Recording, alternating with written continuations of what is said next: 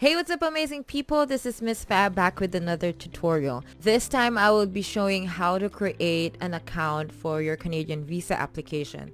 So whether you're thinking of starting your own student permit application, your work permit, your tourist visa, your permanent residence, your extension for your student permit, changing schools, so everything needs to be connected with a Canadian visa application account. But before that, if you're starting your own student permit application and you need a little guidance, I made this playlist that contains a lot of tips and tricks for future Canadian international students. So if you click this card over here, it will redirect you to that playlist and you can learn more about your student permit application. And with that said, let's get on with the video. So I will be in this area right here so that I can talk to you while making the video. So yeah, we're here in Google webpage, and I think most of you use Google. I'm gonna use Google for example because I think this is the most commonly used one. And then I would go to the search box and type IRCC login portal. Okay, I might need to move my camera here better. And then you want to go to sign in to your IRCC account. So usually I would read through this. It contains a lot of announcements from IRCC. So what are the things that you can do with making a Canadian visa account or an IRCC account? You can start an application. You can submit and pay for your application. You can get messages related to your application. You can check the status of your application.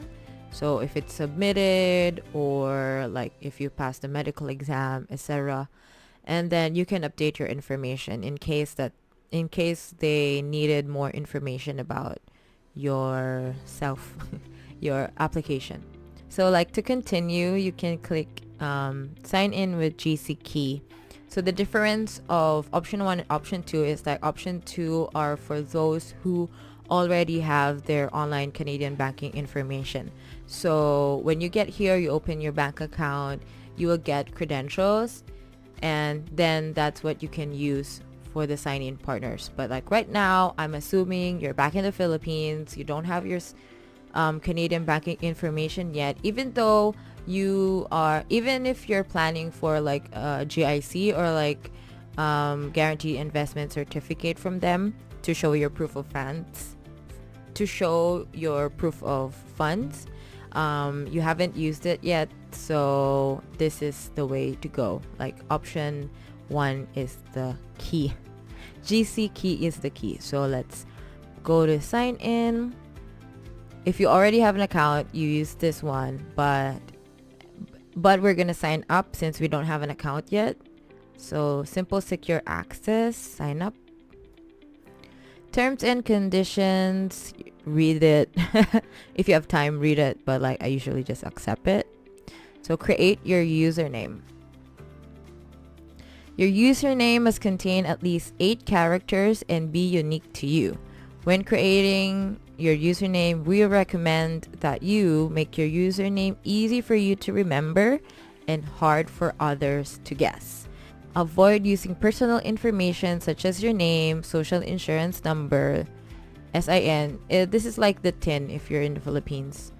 And mailing address or email address, etc. Always keep your username secure and you do not want to share it with anyone. So let's just go type hello Miss Fabb as my username. So it's easy. It doesn't contain like a lot of personal information except for my name and nothing else. So let's click continue. In creating your password, it needs to be between 8 and 16 characters and contain at least 1 upper case letter, 1 lowercase, 1 digit, and must not contain 3 or more consecutive characters from your username. Okay, I'm back. I have thought of a nice password. So let's just put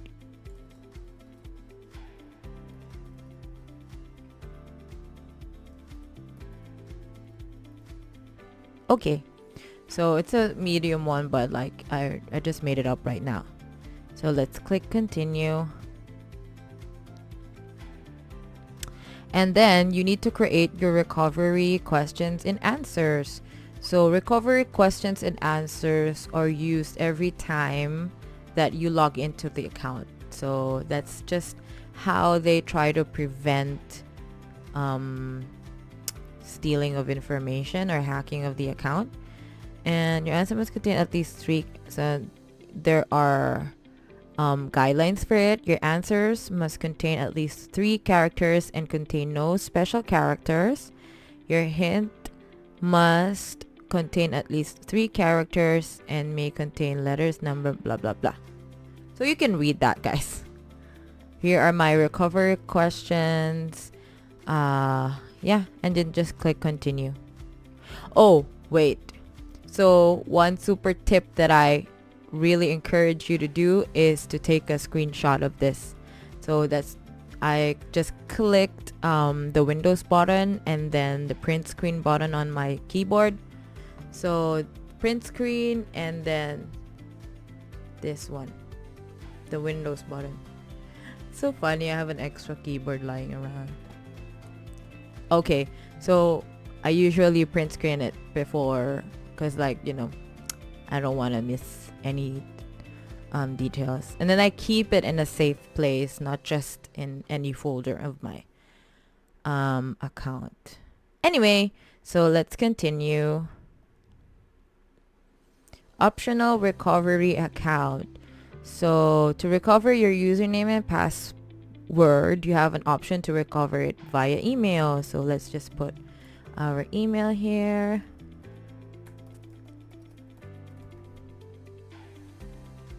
Okay, so we just put our email address and then click continue.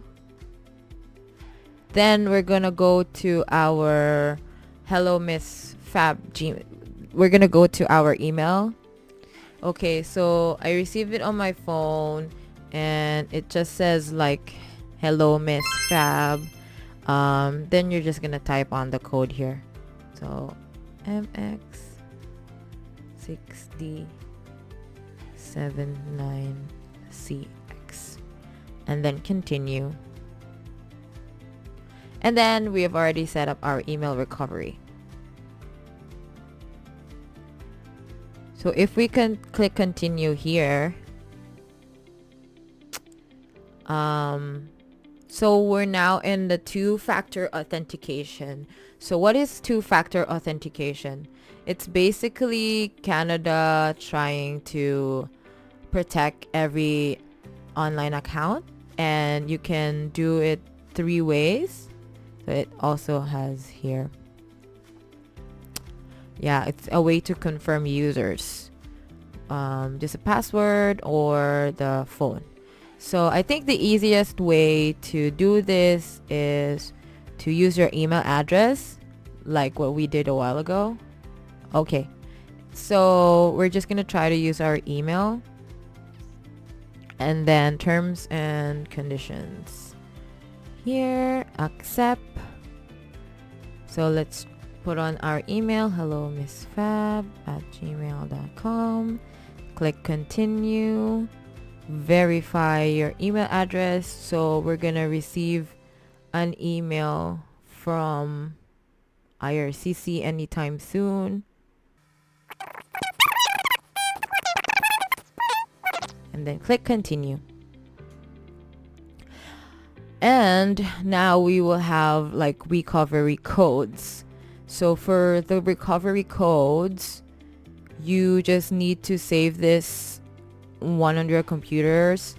You can screenshot it like with the Windows and print screen button again. Also, there's case sensitive. Also, you can print this page so that you don't lose it. Let's print it, but like save it as PDF. And then, are you surely recorded this course? Yes, I have recorded this course. Just click the checkbox and then click continue. 2-factor authentication setup complete. So yeah, you have 5 active codes remaining, and then click continue. And then again, terms and conditions, you need to read that. Then create your account. Okay, give it a name. Miss Fabb. Last name. What's my last name? Lagas. Hello, Miss Fabb at gmail.com. Preferred language, either English or French. Then click continue. Security questions. You will need to answer one of your security questions each time you access your account. Why is it asking it me again? I'm confused. This is the second stage. I'm also confused, Canada. But like, let's just go on with it. So we have you need to think of 4 questions that you need to give an answer to. And then just like some of the questions that we used a while ago. But it needs to be difficult, but not too difficult that you don't know the same answer. So security question number 1. I have no idea. What's your favorite flower? Flower. White flower. This is okay. Another question.